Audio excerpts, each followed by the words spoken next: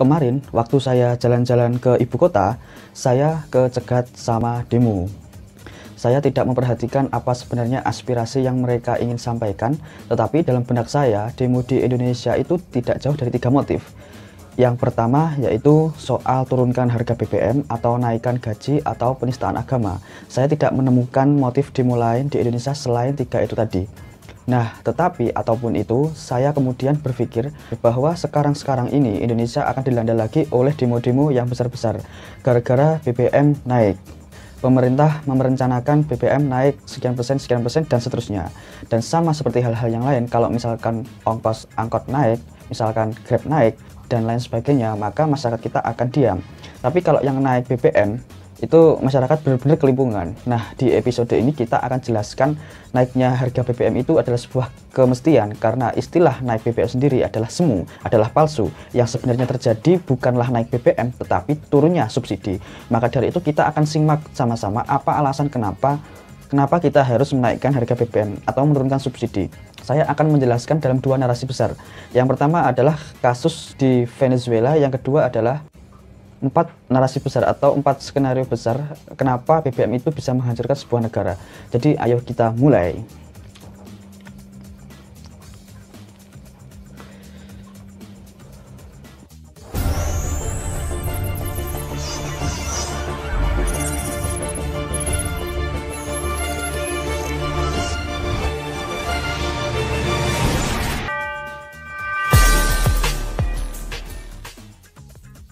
Venezuela adalah sebuah negara yang benar-benar dianugerahi kekayaan yang sangat luar biasa.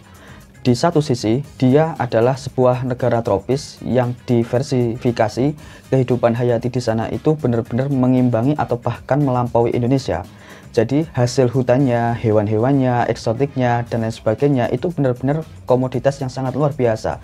Tetapi di sisi lain, dia memiliki keunggulan yang tidak dimiliki oleh Indonesia, yaitu minyak alam, minyak bumi, dan gas alamnya yang benar-benar melimpah, yang diperkirakan atau bahkan lebih banyak daripada yang dimiliki oleh Saudi Arabia.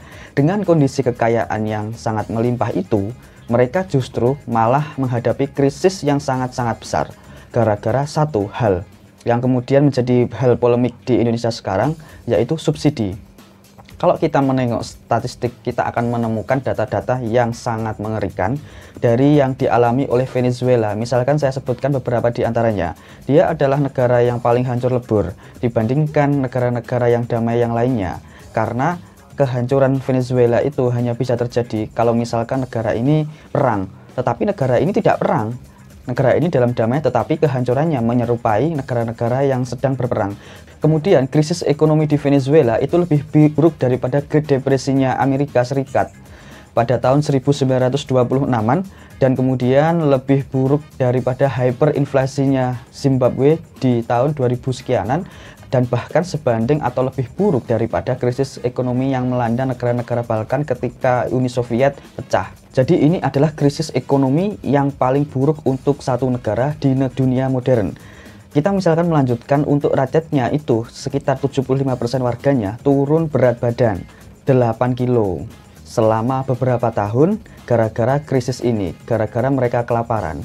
Kemudian 94% warganya itu masuk kategori miskin dengan 78% diantaranya kategori miskin ekstrim. Miskin ekstrim itu artinya bahkan mereka itu susah untuk dapat makanan.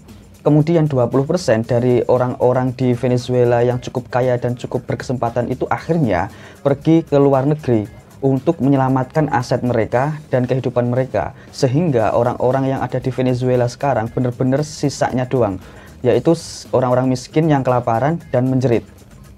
Ini memunculkan fenomena-fenomena turunan yang lainnya, termasuk kriminalitas atau hal-hal yang semacam itu. Misalkan kriminalitas di Venezuela itu masuk pada level yang benar-benar kritis, sehingga kematian yang disebabkan oleh kriminalitas itu sama seperti kematian yang disebabkan oleh sebuah perang. Luar biasa kan? Nah, sekali lagi harus digarisbawahi bahwa statistik yang sangat luar biasa itu muncul gara-gara subsidi. Kita misalkan runut dalam sejarahnya, pada tahun 1999 Hugo Chavez naik ke puncak pimpinan di negara Venezuela yang sedang kita bicarakan sekarang. Nah, dia segera menyadari bahwa sumber daya yang sangat melimpah di Venezuela itu bisa dia gunakan untuk mensejahterakan rakyat. Dia kemudian menggunakan semua kekayaan yang dimiliki oleh Venezuela itu untuk memberikan subsidi besar-besaran terhadap hampir seluruh sektor yang terkait dengan kesejahteraan masyarakat. Dia kemudian memberikan subsidi besar-besaran terhadap perumahan warga, kemudian subsidi besar-besaran terhadap fasilitas kesehatan, fasilitas pendidikan, dan lain sebagainya. Dalam waktu dekat, kita mengetahui bahwa Venezuela itu pada akhirnya menjadi negara dengan tingkat pertumbuhan ekonomi yang sangat signifikan. Misalkan dengan hanya 4 tahun saja, kemiskinan dipangkas sampai 20%, luar biasa.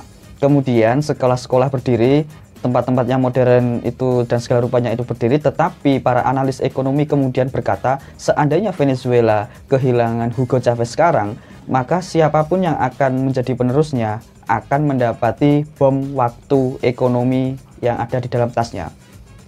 Nah, memang terbukti benar. Tahun 2013, Hugo Chavez meninggal dunia. Dia dilabeli sebagai pahlawan rakyat kecil, pahlawan wong cilik, perjuangan apa dan sebagainya, dan dia dilulukan oleh rakyat. Rakyat sama sekali tidak paham terkait dengan ekonomi jangka panjang, yaitu mereka semua sudah terlalu tergantung pada sumber daya alam tak terbarukan, yang sebenarnya sekarang itu harganya menjadi semakin lama semakin fluktuatif. Tahun 2016 ada sebuah kejadian yang benar-benar mengejutkan, yaitu harga minyak bumi di seluruh dunia itu jatuh banget. Level terendahnya 28 juta dolar di bulan Januari tahun 2016, dan bulan-bulan berikutnya sepanjang tahun 2016 itu tidak pernah bisa naik lebih dari 50 juta dolar. Ini adalah angka yang benar-benar ngedrop. Tetapi ketika negara-negara Arab pada waktu itu sudah mempersiapkan, Venezuela justru malah tidak benar-benar bisa mengantisipasi hal yang seperti ini. Kenapa bisa seperti itu? Ada dua hal yang harus kita perhatikan pada waktu itu. Yang pertama, tahun 2016 itu ada semacam shock terapi untuk revolusi besar di masa depan, yaitu di negara-negara Amerika Serikat, Meksiko, kemudian Kanada, dan di negara-negara yang lain itu sedang diuji cobakan energi-energi alternatif dalam skala yang sangat besar, sehingga ini menurunkan konsumsi BBM, bahan bakar fosil, di negara-negara yang dimaksud itu. Nah, di sisi lain, di negara-negara penghasil minyak itu menyadari masalah itu, tetapi mereka tidak membatasi produksi minyak mereka karena dikhawatirkan akan memasuki pada krisis yang lebih besar lagi. Sehingga karena tidak dibatasi, maka jumlah minyak yang dijual itu tetap sama banyak, sedangkan permintaan atau konsumsi itu turun drastis. Seperti yang saya katakan tadi, negara-negara yang di Arab itu sebenarnya goncang, atau bahkan Dubai pada waktu itu banyak yang bangkrut pada waktu itu. Tetapi mereka sudah bisa mempersiapkan semuanya, sudah bisa mengantisipasinya, bahkan mereka bangkit. Tapi Venezuela sudah ketergantungan pada yang namanya subsidi, ketergantungan dua pihak. Ketergantungan pihak yang pertama adalah rakyat. Rakyat segala sesuatunya sudah merasa enak ketika disubsidi, semuanya murah bagi mereka. Karena itu ketika mereka mau dinaikkan harganya, subsidinya misalkan mau dicabut atau dikurangi, mereka benar-benar marah. Sama seperti orang Indonesia zaman sekarang, BBM naik sedikit aja mereka sudah marah luar biasa gitu. Itu ketergantungan yang pertama. Ketergantungan yang kedua adalah pemerintah. Pemerintah ketergantungan kepada rakyat yang disubsidi. Maksudnya mereka itu kan bisa stabil, pemerintahan mereka itu tidak digoyahkan oposisi dan sebagainya, hanya gara-gara satu hal, bahwa mereka memberikan subsidi yang sebesar-besarnya kepada rakyat. Jadi mereka mau korup, mau bikin oligarki yang mengerikan, mereka apa, itu dibiarkan oleh rakyat. Selama mereka memberikan subsidi yang besar kepada rakyat, mereka tetap akan dipuja dan dipuji, dan mereka tetap akan menjadi dewa. Nah, sekarang kalau pemirsa menjadi presiden, apa yang harus kalian lakukan? 50% sumber pendapatan negara itu turun drastis sampai berkali-kali lipat, tetapi di sisi lain pengeluaran untuk memanjakan rakyat itu tidak mungkin boleh turun karena sudah terjebak pada ketergantungan dua pihak itu. Maka kemudian pemerintah karena tidak mungkin mengambil satu di antara dua kemungkinan itu, mereka mengambil satu kemungkinan yang lain, yaitu cetak uang. Nah, karena cetak uang inilah yang kemudian memunculkan hyperinflasi besar-besaran.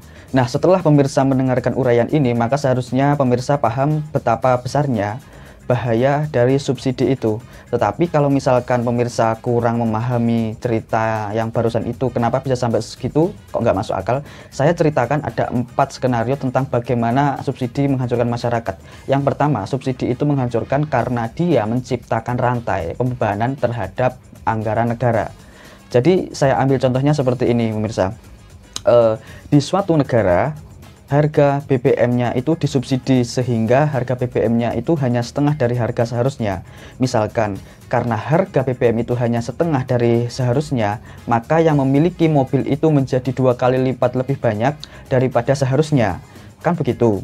Karena yang memiliki mobil itu 2 kali lipat lebih banyak, maka ini mendorong pemerintah untuk menciptakan jalur-jalur jalan-jalan yang 2 kali lipat lebih banyak, 2 kali lipat lebih lebar, dan 2 kali lipat lebih panjang daripada seharusnya. Begitu kan? Nah, itu ongkos buat negaranya besar karena bikin jalan itu mahal banget. Ditambah lagi, kalau misalkan si jalan-jalan itu harus diperlebar, kemudian memotong trotoar, atau memotong taman, pohon-pohon, atau menggusur rumah-rumah warga, itu jauh lebih mahal lagi. Tapi pada faktanya kan seperti itu. Karena apa? Karena jalan memang harus diperbesar seiring pertumbuhan kendaraan. Nah, kalau si jalan itu tidak cukup untuk mengimbangi pertumbuhan kendaraan bermotor, maka akan terjadi kemacetan. Kemacetan itu menghasilkan kerugian triliunan untuk sebuah negara setiap harinya. Ditambah kerugian yang lain mencapai puluhan triliun per harinya dari polusi udara. Kalau sudah kerugian yang seperti itu ditambah lagi dengan apa? Polusi udara itu akan menurunkan tingkat kesehatan warga. Ketika tingkat kesehatan warga itu turun, maka karena kesehatan juga disubsidi, maka itu akan menguras uang anggaran dari negara. Kan seperti itu. Jadi terus aja sampai nggak beres-beres, sampai masuk ke dalam jebakan lingkaran setan. Coba kalau misalkan kita bandingkan dengan negara-negara yang mengambil jalan terbalik, yaitu negara-negara maju, misalkan Norwegia dalam hal ini. Mereka juga menghasilkan minyak, tetapi minyak mereka itu tidak disubsidi, bahkan lebih mahal daripada ongkos produksinya. Akibatnya apa? Akibatnya konsumsi di dalam negeri menjadi lebih sedikit, menjadi jarang ada yang menggunakan minyak karena harganya di sana sangat mahal. Karena yang membeli minyak menjadi sedikit, maka mereka minyaknya itu bisa diekspor ke luar negeri, jadi mereka mendapatkan keuntungan yang luar biasa. Sedangkan di negara yang pertama kali itu tadi katakanlah Indonesia, karena konsumsi minyaknya menjadi sangat banyak, maka mereka itu terpaksa mengimpor minyak dari luar negeri. Karena terpaksa mengimpor dari luar negeri, kemudian disubsidi, maka mereka utang dari luar negeri di satu sisi, kemudian mereka dibebani oleh subsidi dari BBM untuk menyenangkan rakyat itu. Jadi keuntungan dari Norwegia itu berkali-kali lipat, sedangkan kerugian dari warga yang menerapkan subsidi itu berkali-kali lipat. Itu adalah skenario pertama tentang kenapa subsidi itu menghancurkan rakyat.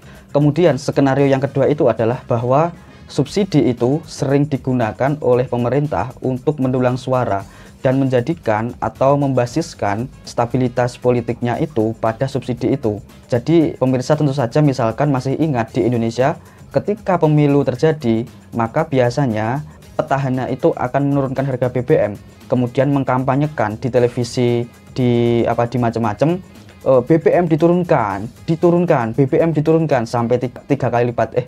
Maksud saya sampai 3 kali disebutinya. Sebenarnya itu kan mendoktrin masyarakat untuk memilihnya karena berhasil telah menurunkan harga BBM. Ini dijadikan sebagai sumber untuk kampanye yang menunjukkan kalau misalkan ada sebuah pemerintahan yang berkampanye dengan cara yang seperti itu, yang sebenarnya sangat tidak etis, maka kita akan memilih pemimpin yang sebenarnya itu tidak benar. Begitu. Tetapi di Indonesia yang seperti itu, kemudian di Venezuela pun juga seperti itu, di mana pemerintah menciptakan oligarki, menciptakan apapun, dan mereka melakukan korupsi besar-besaran dan tidak didemo apapun karena masyarakatnya sudah diberikan subsidi, sudah dimanjakan dengan itu. Makanya akhirnya ya komisinya hancur seperti itu. Kalau misalkan pemirsa melihat di Indonesia itu BBM-nya itu menjadi dagangan politik, walaupun sebenarnya dampaknya tidak benar-benar signifikan. Jadi setiap partai politik ada yang sampai nangis-nangis rakyat menjerit kelaparan, BBM dinaikkan sama pemerintah yang nggak becus dan bla bla bla. Tetapi ketika mereka naik, mereka yang menaikkan harga BBM, karena apa? Tangisan itu hanya bohong-bohongan, karena itu adalah politik BBM saja. Nah, itu yang menghancurkan sebuah negara. Kemudian yang ketiga, masyarakat menjadi rusak mentalnya gara-gara subsidi BBM itu, dalam artian mereka gagal dalam memahami masalah yang sesungguhnya. Jadi misalkan begini, banyak orang yang mengatakan bahwa subsidi BBM itu pada akhirnya akan menciptakan domino efek. Jadi kalau misalkan BBM naik, maka angkot akan naik. Kalau angkot naik, maka bahan baku kebutuhan pokok akan naik, dan seterusnya dan seterusnya. Ini kan sebenarnya semu pemirsa, ini tuh palsu. Karena bisa palsu, karena yang pertama itu, yang paling membutuhkan BBM itu sebenarnya adalah orang-orang yang memiliki kendaraan. Dan karena ini subsidi ini sebenarnya adalah subsidi untuk memberi makan kepada orang-orang yang kaya. Kalau misalkan kita pikirkan, maka sampai sekarang para petani itu subsidinya kurang. Karena apa? Coba bayangkan. Mereka pupuk harganya mahal, kemudian mereka kerjanya keras berbulan-bulan, setelah dijual harga komoditasnya itu benar-benar murah. Atau apalagi kalau sudah dicolong oleh para tengkulak. Kalau dengan kondisi seperti ini, apakah mereka menjerit kelaparan? Apa ada yang demo besar-besaran? Apakah mahasiswa turun ke jalan? Tidak. Kenapa seperti itu? Karena itu bukan fokus pada politik kita. Karena fokus politik kita sudah diarahkan pada subsidi BBM. Jadi pikirannya itu adalah kalau misalkan orang kaya yang menjerit BBM naik dan sebagainya, maka mahasiswa turun ke jalan. Kan seperti itu rumusnya. Nah, tapi kan emang benar-benar akan menghasilkan domino efek. Nanti kalau misalkan BBM naik, nanti akan kebutuhan akan naik dan sebagainya. Itu juga semu, itu palsu, hoax sebenarnya pemirsa. Kenapa bisa seperti itu? Pemirsa yang hidup seumuran dengan saya, yang pernah mengingat misalkan harga BBM pernah naik dan turun dan sebagainya, coba perhatikan ada sebuah fenomena yang nyata, yaitu ketika harga BBM naik, maka harga naik memang beneran naik. Tetapi ketika BBM diturunkan sampai 3 kali, apakah angkot turun? Maka harga angkot memang beneran naik. Tetapi ketika BBM diturunkan sampai 3 kali, angkot tetap tidak turun. Kenapa bisa seperti itu? Kata operator-operator angkot, mereka akan mengatakan, ya karena spare part-nya kan harganya mahal atau apalah dan sebagainya. Ya kan alasan mereka naikin tarif itu gara-gara BBM naik. Nah, jadi harusnya kalau BBM turun, mereka juga akan turun. Tapi kenapa tidak menurunkan itu? Ya karena sebenarnya itu bukan soal panik buyingnya yang rasional, tetapi karena gara-gara masing-masing setiap orang berusaha untuk mencari keuntungan, memancing di air keruh. Jadi mumpung ada momentum di mana mereka bisa naikin harga, mereka akan naikkan harga seenaknya gitu. Jadi sebenarnya naiknya harga BBM itu bisa diantisipasi sebenarnya. Misalkan angkot itu harga BBM-nya tetap murah, tapi karena SPBU-nya di terminal angkotnya misalkan dibuat seperti itu, maka yang bisa keluar masuk dan menikmati subsidi BBM hanya sopir angkot saja. Itu sebenarnya bisa diakalin dengan cara seperti itu, tetapi kita nggak mikir dengan cara seperti itu karena kita masuk pada rasio semu. Nah, itu skenario yang ketiga. Kemudian skenario yang keempat itu adalah bahwa subsidi sendiri itu membebani negara. Sekarang saja kalau misalkan tahun lalu, tahun 2021, negara itu mensubsidi BBM untuk rakyat dan mereka kehilangan uang sekitar 520 triliun rupiah. Nah, 520 triliun itu didapatnya dari mana? Ya dari ngutang. Kita marah-marah pada pemerintah karena utangnya besar, tapi kita seneng-seneng dengan mendapati subsidi itu. Kan ironi, ya dari mana uangnya kalau misalkan 520 triliun itu dari mana kalau misalkan. Jadi pikirin baik-baik terkait hal itu pemirsa. Jadi nggak apa-apa lah kalau misalkan pemirsa masih Jadi pikirin baik-baik terkait dengan hal itu pemirsa. Kalau misalkan pemirsa masih marah-marah misalkan gara-gara BBM dinaikkan, ini juga sebenarnya masalah mentalitas kita. Karena mental yang sehat itu adalah berpikir tentang bagaimana cara meningkatkan penghasilan, baru setelah itu bagaimana cara mengurangi pengeluaran. Sedangkan mentalitas yang kurang itu berpikir tentang bagaimana cara mengirit pengeluaran dengan cara menuntut pihak lain. Oke, gitu saja pemirsa. Terima kasih sudah menyimak. Jangan lupa komen, like, dan subscribe. Share video sebanyak-banyaknya. Semoga bermanfaat. Terima kasih. Wassalamualaikum warahmatullahi wabarakatuh.